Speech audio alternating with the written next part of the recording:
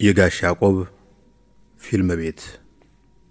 ቤቱ ከውጭ ሲታይ በለምጥ የተመታ ግዙፍ ፊት ይመስላል። ግድግዳውን ያስጌጠው ኖራ እየረገፈ ከውስጥ ያለውን ጭድ፣ አፈርና አጣና ማጋለጥ ጀምሯል። የፊልም ቤቱ ባለቤት ጋሽ ያዕቆብ ናቸው። አንደኛ ደረጃ ተማሪ ሳለሁ ህብረተሰብ ትምህርት አስተምረውኛል። ቁመታቸው የትየለሌ ነው።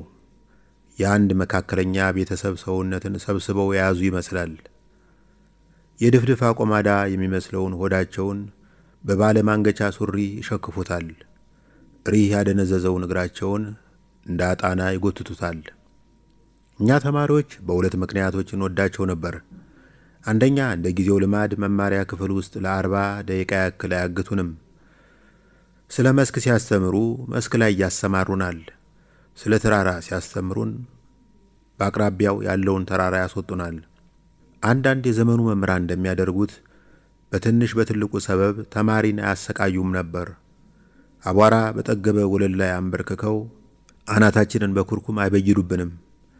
የአብዛኞቻችን ራስ የተፈጥሮ ውጤት ቢሆንም አሁን ያለውን ቅርጽ እንዲይዝ ያደረገው የአስተማሪዎቻችን ኩርኩም ነው። በጊዜው የትምህርት መሳሪያዎች የቅጣትም መሳሪያ ሆነው ያገለግሉ ነበር። በጊዜው ብስጩ መምህር ከሆንህ በዳስተር ሰሌዳ ላይ የተጻፈውን ታጠፋበታለህ። ወርውረህም የረበሸ ተማሪ ትፈነክትበታለህ። በማስመሪያ ቀጥ ያለ መስመር ትስልበታለህ። ከዚያ ደግሞ ደንብ የተላለፈ ተማሪ መዳፍ በሰንበር እስኪሞላ ትጠፈጥፍበታለህ። ከዚህ አንጻር ጋሽ ያዕቆብ ከዘመኑ ያፈነገጡ ነበር ማለት ይቻላል። አንድ ተማሪ ከጎኑ ካለው ተማሪ ጋር እየተንሾካሾከ ካወካቸው አንተ መቅቢያ አታርፍም ብለው ያስጠነቅቁታል። በረብሻው ከቀጠለ ና ወዲህ ብለው ወደ ክፍሉ እምብርት ይጠሩታል። ወጥቶ ከፊታቸው ሲቆም በልጫማዬ ነይ ሲሉ ያዙታል። ጫማቸውን ለማየት ጎንበስ ሲል በባህር ዛፍ ጨንገር ጀርባውን ይጀልጡታል። ለነገሩ ይጀልጡታል የሚለው ቃል የጋሽ ያዕቆብን ልዝብ ቅጣት የሚገልጽ አይመስለኝም። ጋሽ ያዕቆብ ለወጉ ያክል የባህር ዛፍ ጨንገር ይዘው ይገባሉ። ጨንገሩ ቅጠሉ ያልተሸመጠጠለት ስለሆነ ቅርጫ ሲከፋፈል በመደብ ስጋ ላይ የሚያንዣብቡ ዝንቦችን ለማባረር እንጂ ለግርፊያ የሚያገለግል አይመስልም። በዚያ የረባሹን ልጅ ጀርባ ቸብ ቸብ በማድረግ ዩኒፎርም ውስጥ ያደፈጠውን አቧራ አራግፈው ይለቁታል። ጥሮታ ከወጡ በኋላ አዲስ አበባ የሚኖር የመጀመሪያ ልጃቸው ባለቀለም ቴሌቪዥን ከነዴኩ ስለላከላቸው ከአደባባዩ ወረድ ብሎ በሚገኘው ቤታቸው ሽልንግ እያስከፈሉ ቅዳሜና እሁድ ፊልም ያሳያሉ። ከዚያ ባለፈ ጋሽ ያዕቆብ አሁን በቅርቡ ከተማችንን ወክለው ለፓርላማ ከሚወዳደሩ 3 የከተማው ነዋሪዎች አንዱ ለመሆን በቅተዋል። ከፊልም ቤት በራቸው ላይ ጎቪንዳ የሚሰራበት የህንድ ፊልምና ኢን ዘ ላይን ኦፍ ፋየር የተባለ ልብ የሚፈነቅል ፊልም እናሳያለን የሚል ማስታወቂያ ከተለጠፈበት ሰሌዳ አጠገብ የእሳቸውን ፎቶና የመወዳደሪያ ምልክታቸው የሆነውን የእጅ ባትሪ የያዘ ምስል በጉልህ ይታያል። ከእሳቸው ውጭ በከተማው ውስጥ 2 ተፎካካሪዎች እንደነበሩ ትዝ ይለኛል። የመጀመሪያው ጋሽ በላይ ነበሩ፣ ግን በውድድሩ ብዙ አልገፉበትም። ከአባ ደም ዳቦ ፊት ለፊት ፉርኖ ለመግዛት በተሰለፈው ሰው መሃል ቆመው ምልክት የፈረስ ነው ብለው ቅስቀሳ ሲጀምሩ የሰፈሩ ጎረምሶች ጋሪ ንዳበት ብለው ስለተሳለቁባቸው ቅስማቸው ተሰብሮ ውድድሩን አቋረጡት። ጋሽ ያዕቆብን በጣም የሚያሰጋቸው ቅባቱ የተባለ ሌላ ጥሮተኛ መምህር ነው።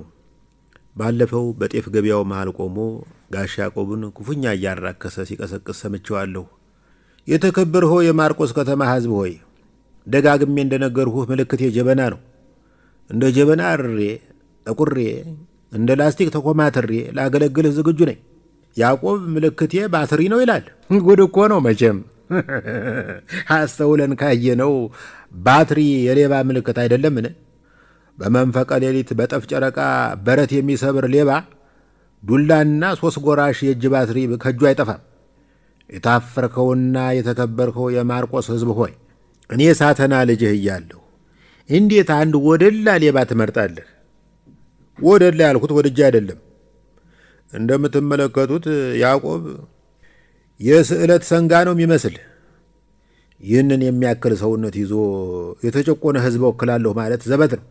አያሸንፍም እንጂ ቢያሸንፍ በዚህ ቁርጥማት ባደነዘዘው እግሩ ያን ሁሉ የፓርላማ ደረጃ እንዴት ሊወጣው ነው? እንደ ጋሽ ቅባቱ አመለካከት ከሆነ 70 ደረጃ የፓርላማው አካል ነው። ሰንበት ላይ 7 ሰዓት ሲሆን ከብት ውሃ ሲጠጣ ሽልንጋችንን ከፍለን ወደ ፊልም ቤት እንገባለን። የብብት የሸራ ጫማና የግስላ ሲጃራ ጭስ ድብልቅ ማጠንት ይቀበለናል።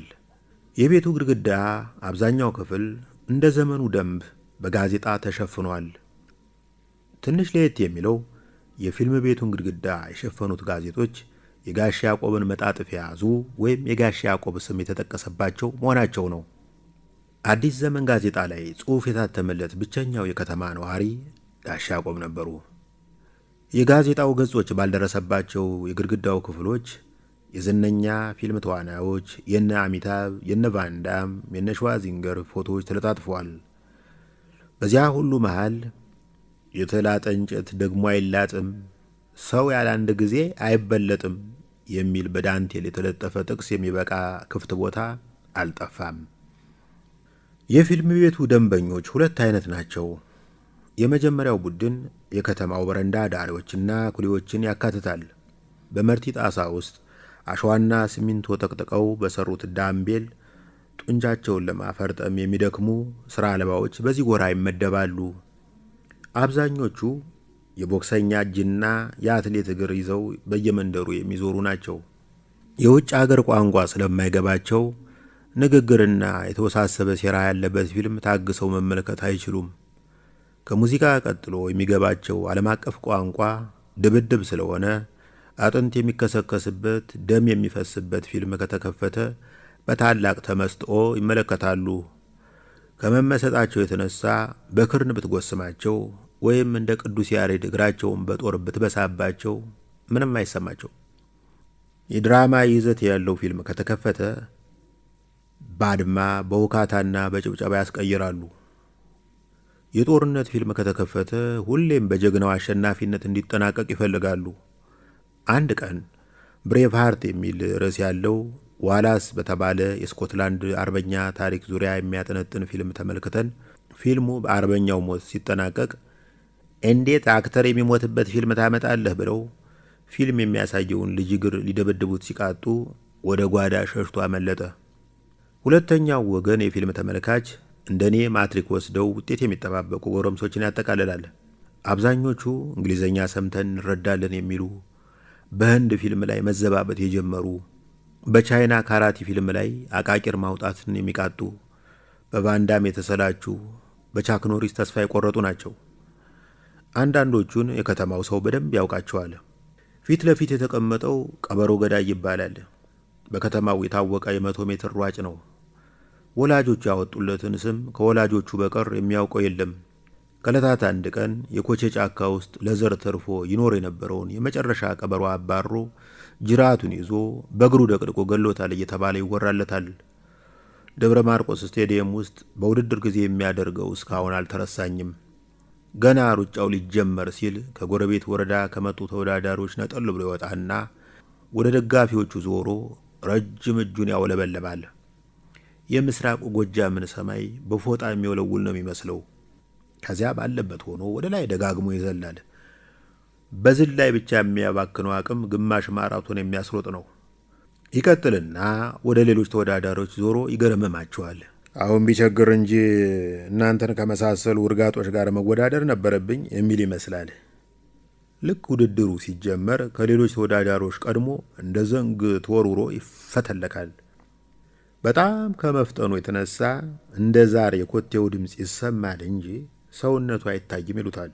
ውድድሩን ለማጠናቀቅ 10 ደቂቃ ሲቀረው አቋርጦ እያነከሰ ይወጣና ተመልካቾችን ከሯጮቹ ከሚለየው የሽቦ አጥር ስር ተንበርክኮ ያስመልሳል። በዝምታ ፊልም ማየት ከማይችሉ ተመልካቾች አንዱ ነው። የፊልሙን ባለ ታሪክ ካላስጠነቀቀ ወይም ካልመከረ ፊልም ያየ አይመስለውም። አፍን ከፍተህ ከምታክላላ ምነ ተገን ይዘህ ብትተኩስ ይሏል ቻክ ኖሪስን። አረውልኝ ወደ ኋላ ተመልከት፣ በጅራት ማበቀያህ ቢወደውድብህ የለውበትም እያለ ያስጠነቅቀዋል። ከሱ ቀጥሎ የተቀመጠው ንጉሴ ነው። ልጅ እያለ ኳስ ሲሰፋ በመርፌው ጨርቁን ስቶ የገዛ ግራ ዓይኑን አፈሶታል። ከመዓት የተረፈች ዓይኑን በየሰንበቱ በፊልም እያዳከማት ነው። ጉርምስና እንደጀማመረ ያስታውቃል። ከአፍንጫው በታች ማቆጥቆጥ የጀመሩት የመጀመሪያዎቹ ጸጉሮች በላይኛው ከንፈሩ ራስጌ እድፍ የሚመስል ምስል ፈጥረዋል። በግራ ጉንጩ ጆሮ ገድፍ የመሰለ ተርዚና ወጥሯል። በፊልሙ ውስጥ ወንድና ሴት ተከታትለው ሲራመዱ ካየ ግድግዳ አስደግፎ ኪፊንግ ባይለጥጣት ምን አለ በለኝ ይላል አጠገቡ ወዳገኘው ተመልካች ዞሮ። ለሱ ሴትና ወንድ ተዋናዮች ባሉበት ሁሉ የግድ የጾታ ግንኙነት መኖር አለበት። በሴትና በወንድ መካከል የእናትና ልጅ፣ የአለቃና የሰራተኛ፣ የሥራ ጓደኛ ግንኙነት አለ ብሎ አያስብም። ፊልም የሚገባው ተዋናዩና ተዋናይቷ የሆነ ቦታና ጊዜ ላይ ሲሳሳሙ ያለሁ በሚል ተስፋ ነው። በቤት ውስጥ ብቸኛ ሴት ተመልካች ስምረት ናት። 11ኛ ክፍል ተማሪ ናት። አንደኛ ደረጃ ተማሪ ሳለን ብቸኛ የመረጃ ምንጬ እሷ ነበረች። ማስቲካ የተሰራው ከአይጥ አንጀት ነው። በጃፓን ሀገር የ3ኛ ክፍል ተማሪዎች የእጅ ሥራ ሰርታችሁ አምጡ ሲባሉ ሴኮ ሰዓት ሰርተው ያመጣሉ የመሳሰሉ ድንቃ ድንቆሬዎችን ነግራኝ አምኛት ኖሬያለሁ። በምናየው ፊልም ውስጥ የመሳሳም ትዕይንት ካለ ፊት ለፊቷ የተቀመጡ ጎረምሶች ዞር ብሎ ያፈጡባታል። ከጉዳይ ሳጥፋቸው ፊልሙ ላይ ትቸከላለች። ፊልሙ እስኪጀመር ድረስ አንድ ዘፈን ልዝፈንላችሁ የሚል ድምፅ ተሰማ። አህመድ ነው። ቀጭን ፊቱ ወደ ቢጫ የሚያደላ የብርሌ ቂጥ የመሰለው አናቱ ከሹል ፊቱና ቆልማማ አፍንጫው ጋር ተደማምሮ ተረት ውስጥ ያለ አሞራ አስመስሎታል። ይዝፈን ይዝፈን ይዝፈን የሚል ድምፅና ጭብጨባ ተሰማ። አህመድ ብድግ ብሎ ጀርባውን ለቴሌቪዥኑ ሰጥቶ ቆመ። አህመድ ከጎረቤት ከተማ መጥቶ አውቶቡስ ተራ በጫኝና አውራጅነት የሚተዳደር ሰው ነው። በቴሌቪዥን የመዝናኛ ፕሮግራም ላይ የግሻ አባይ ኪነጥበብ ቡድን አባላት የተጫወቱት ዘፈን በቀረበ ቁጥር አህመድ አጠገቡ ላሉት የፊልም ተመልካቾች ታሪኩን ማጋራቱ የማይቀር ነው። ከሰማሄ በለው ጋር አብሮ አደግ ነበርን ሲል ይጀምራል። በከተማችን የዘፈን ውድድር ተደርጎ እኔ አንደኛ፣ ሰማኝ ሁለተኛ ወጥቶ አለፍንና ወደ አዲስ አበባ ለመሄድ መሰናዳት ጀምርን። አንድ ቀን በደጃፋችን በምታልፈው ጅረት ላይ ጨርቄን ስጨፈጭፍ እናቴ አይታኝ ልጄ ምን ነው እንደ ሙሽራ ጠዳ ጠዳ ማለት አበዛ አለች። ውድድር አለፊ አዲስ አበባ ልሄድ ነው ብላት እንደ መርዶ ቆጠረችው። ሳትቀብረኝ አፈር ሳታለብሰኝ ጨክነህ ጥለኸኝ እንዴት ትሄዳለህ ብላ መሬት ላይ ወድቃት እንደባደድ ጀመር። ለእሷ ብዬ ቀረሁ። ኖራ ኖራ ቀብራኝ ተቀበረች ይላል። አሁን አህመድ ጉሮሮን አጸዳዳና የውሰት አንዳገት ወጣው ተክዤ ብሎ ሲጀምር ቢያዝን አቋረጠው። እንዲያው የማንም ወይጦ መጫወቻ ሆነን ቀረን አይደል አለ ቢያዝን። አሁን ውሰታ ሜዳ ላይ ምን ዳገት አለንና ነው የውሰታ አንዳገት ወጣው ተክዤ እያልክ ምትዘላብድ? እኔ እኮ ፈጠራ ነው ምዘፍን ሲል መለሰ አህመድ። የሚፈጥር ሰው ደግሞ ሜዳው ላይ ማንም ያላየው ዳገት ይታየዋል። ቢያዝን የማይሰማ ነገር አጉረመረመና ዝም አለ። ቢያዝን የሰፈራችን ዋናው ዱርዬ ነው። ታናናሾቹን ከመደብደብና ከማሰቃየት ያለፈ የህይወት ዓላማ ያለው አይመስለኝም። ከጥቂት ዓመታት በፊት ያደረገኝን ሞቼም አልረሳውም። የሐምሌ አቦለታ ላምባ ልገዛ ስገሰግስ እንደ ጥላ ውልብ ብሎ ከፊት ለፊት የተዘበበ ምንም ሳይናገር ጎንበስ ብሎ የዶዘር መጋፊያ የመሰለውን መዳፉን የሱሪ ግራ ኪስ ውስጥ ሰደደው። ከግራ ኪሴ ውስጥ ተጎልጉሎ የወጣው የትራስ ልብስ የሚያክል የኪስ ገበር ብቻ ነበር። የቀይ ኪሴን ሲሞክር ግን በለስ ቀናው። እናቴ ከሰነቀችልኝ በኑግ የታሸ ገብስ ቆሎ ውስጥ ግማሽ ያህሉን ከወሰደ በኋላ ለሁለት መዳፎቹ አከፋፈለው። በቀይ መዳፉ ያለውን የሱቅ መስኮት የሚያክል አፉ ውስጥ ዘራው። የቀረውን ወደ ኪሱ ከተተና የዓለማየሁ ቦረቦርን ዘፈን እያፏጨ ሄደ። ግን ብዙም አልተራመደም። ተመልሶ መጣ። የተረፈውን ቆሎዬን ሊወስድብኝ ነው ብዬ ጠረጠሩ። ያደረገው ግን ለየቅል ነው። ጎንበስ ብሎ አፈር አፈሰና ትራፊ ቆሎ በያዘው ኪሴ ውስጥ ጨመረው። ሰው በዚህ መጠን እንዴት ክፉ ይሆናል? ለመረዳት ተሳነኝ። ብዙ ጊዜ ፊልም የማየው ከቻይና ካራቲስቶች ቴክኒክ ለመማር ነበር። ጓደኞቼ ስናድግ ዶክተር፣ ፓይለት እንሆናለን እያሉ ዓላማቸውን ይናገራሉ። እኔ ግን የምኖረው ቢያዝንን ለመበቀል ነበር። የመጀመሪያው ፊልም እንደተጠናቀቀ ግር ብለን ለረፍት እንወጣለን። በግቢው እምብርት ላይ እስከ ወገቡ ድረስ ሙጃና ረጃጅም ሳር የዋጠው ውሃ የተሞላበት ቀይ በርሚል ይጠብቀናል። ተራ በተራ ወደ በርሚሉ እየሄድን እስከ አገጫችን በመነከር የጋመ ፊታችንን ለማብረድ እንሞክራለን። ቢያዝን ወደ በርሚሉ ቀድሞ ከደረሰ ጭንቅላቱን በርሚሉ ውስጥ ደፍቆ ያወጣዋል። ከዚያ ፊቱ ላይ ያለውን ውሃ በመዳፉ ሙዥቅ ሲያደርግ የዓመት ከመንፈቅ ልጅ የሚያጥብ ነው የሚመስለው። አንዳንዴ የበርሚሉ ውሃ ላይ ይተፋበታል። አሊያም የግልገል ዝሆን ኩምቢ የሚያህለውን አፍንጫውን በሁለት መዳፉ አስጨንቆ ይዞ ይናፈጥና ሞራ የሚያህል ንፍጡን ይለጉድበታል። ከኋላው የተሰለፉ ተመልካቾች ይህንን ሲያዩ የተቃጠለ ፊታቸውን አናፍሰው ለመግባት ይገደዳሉ። አሁን ፊልሙ እየታየ ነው፣ ግን ብዙዎቻችን ፊልም መሆኑን ረስተናል። ፕሬዚዳንቱን ለመግደል ሲያሴር የቆየው ነፍሰ ገዳይ ፕሬዚዳንቱ ንግግር ወደሚያደርጉበት አዳራሽ ሰተት ብሎ ገባ። ፈታሾቹ ኪሱ ውስጥ ያለውን እንዲያወጣ ጠየቁት። ከኪሱ ውስጥ ቁርጥራጭ ፕላስቲክ ነገር ሲያወጣ ብዙ ግምት አልሰጡትም። ፍተሻውን አልፎ ወደ ውስጥ ዘለቀ። ከእንግዶቹ ጋር ተቀላቅሎ አንድ ጠረጴዛ ተገና አድርጎ ተቀመጠ። ከኪሱ ቁርጥራጭ ነገሮችን አውጥቶ ከጠረጴዛው ስር ገጣጠማቸው። የተገጣጠመው ነገር ሽጉጥ ሆነ። ይህ በእንዲህ ያለ የፕሬዚዳንቱ ጠባቂ ድንገት እየሮጠ ወደ አዳራሹ ገባ። ጥግ ላይ ቆሞ ነፍሰ ገዳዩን በዓይኑ መፈለግ ጀመረ። ፕሬዚዳንቱ ንግግር በማድረግ ላይ ናቸው። በንግግራቸው ጣልቃ ጭብጨባው ይነጉዳል። ነፍሰ ገዳዩ ከተቀመጠበት ጠረጴዛ ስር ሽጉጡን ጥይት አጎረሰ። ሁሉም የፊልም ተመልካቾች ጸጥ ብለዋል። የትንፋሽ ዳና እንኳን አይሰማም። ለወትሮ የሚለፈልፈው ቀበሮ ገዳይ እንኳን አንድ ቃል አልተነፈሰም። በፊልም ተመልካቾች መካከል ሹልክልክ እያለች ሻይ፣ ኮካና ለውዝ የምታቀርበው ስመኝ እንኳን ጥግ ይዛ ቆማ በተመስጦ እየተመለከተች ነው። ነፍሰ ገዳዩ አነጣጠረ። ድንገት የቲቪው ስክሪን ላይ ያለው ብርሃን ድርግም አለ። ክፍሉ በጨለማ ተሞላ። ተመልካቹ በቅሬታ በንዴት አወካ። መብራት ነው እናቱን ምን እዚህ እንደው ይሄዳ የዚያች ልጅ የመሳሰሉ ድምጾች እዚህም እዚያም መሰማት ጀመሩ። በጨለማው መሃል የእጅ ባትሪ ቦግ አለ።